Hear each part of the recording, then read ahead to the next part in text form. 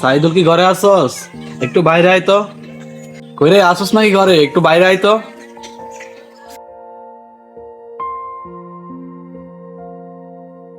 কিরে বলা, কি অবস্থা তোর? হঠাৎ আমাদের ঘরে? আছেই তো ভালো। আর একটা দরকারি কথা বলার জন্য আসছিলাম তোর কাছে। তাহলে আয় বসে বল। আচ্ছা এখন বল।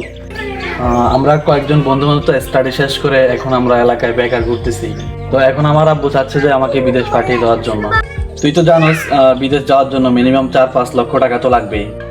তুই তো জানোস বন্ধু, আমার বাবার পরিশ্রমের টাকা যদি বিদেশ যেতে গিয়ে দালালের হাতে পড়ে যায়, চাকরি নিতে গিয়ে ঘুষ দিতে হইলে, তখন আমাদের সবার টাকা যদি হারানো লাগে, তখন কিন্তু আমাদের আর দাঁড়ানোটা সম্ভব হবে না।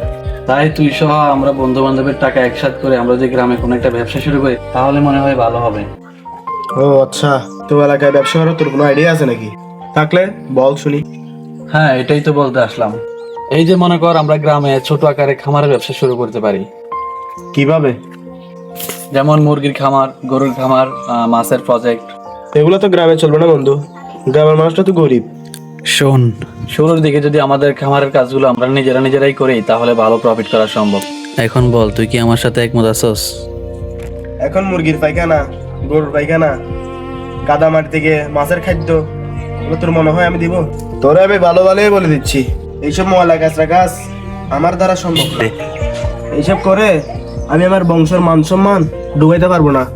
আমি একটা রাজকীয় ছেলে, বংশীয় ছেলে আমি।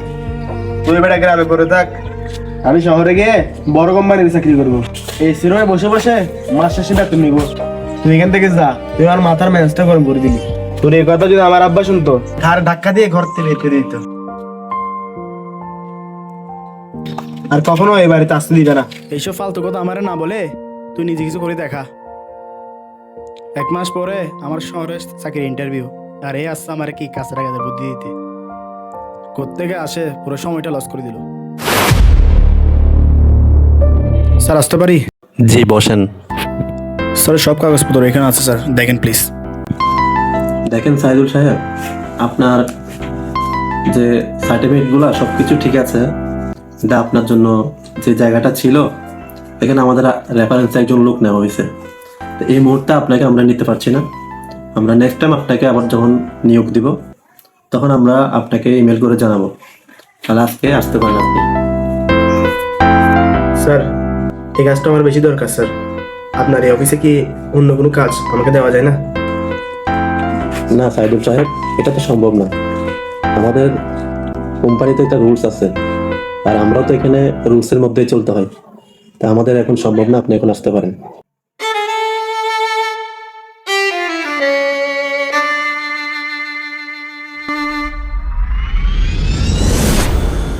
তাহলে আপনার সাথে আপনার গোডাউনটা 10 বছরের কন্ট্রাক্ট করলাম আমি। বিকালে চুক্তির টাকা আপনার সবগুলো পেয়ে যাবেন।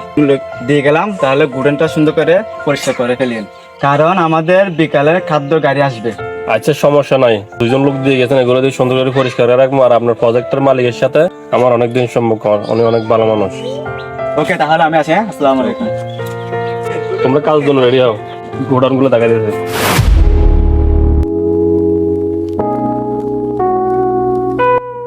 ম্যানেজার সাহেব, প্রজেক্টগুলো কি আপনি দেখাশোনা করতেছেন ঠিক মতো?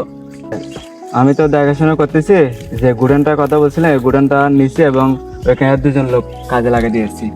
ও আচ্ছা আচ্ছা। তো আচ্ছা ম্যানেজার সাহেব, আমাদের 5 নাম্বার প্রজেক্টের কাজ তো চালু হয়েছে, আপনি জানেন। তো সেখানের জন্য একটা শিক্ষিত ভালো থেকে ছেলে দরকার। তো আপনার যেমন কোনো ছেলে থাকে তো কথা বলে দেখতে পারেন। আর কালকে আমি 1 নাম্বার প্রজেক্টে যাব, ওখানে নিয়ে আসলে কথা বলবো। হ্যাঁ স্যার, আমাদের এলাকায় একটা শিক্ষিত ছেলে আছে, তো ওনারা আমাকে বলছিল আমার ছেলেকে একটা চাকরি দেওয়ার জন্য। তো আমি বিকালে আপনার 1 নাম্বার প্রজেক্টে নিয়ে আসবো আপনার কাছে।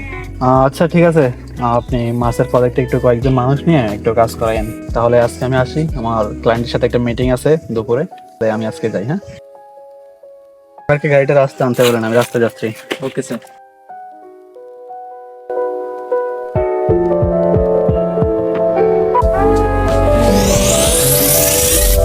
আসতে এত দেরি করছেন কেন?